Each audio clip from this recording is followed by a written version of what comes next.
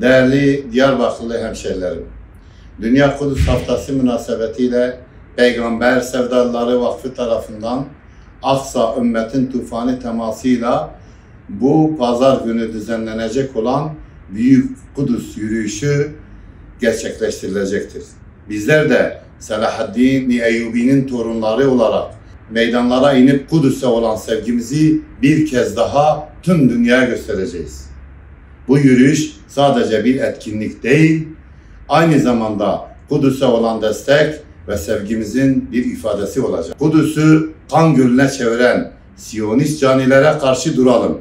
Mukaddesatımızı çiğneyen Siyonist barbarlığı durduralım. Başta Diyarbakırlı hemşerilerim olmak üzere tüm halkımıza sesleniyorum. Büyük şeytan Amerika'nın himaye ettiği alçak Siyonist çetenin Filistinli kardeşlerimize yapmış olduğu vahşi katliamlarına karşı tepkimizi göstermek için yarın, yani pazar günü Dünya Kavşağı'ndan başlayıp 15 Temmuz Şehitler Parkı'nda sona erecek olan Büyük Kudüs yürüyüşüne katılım göstererek tarafımızı belli edelim.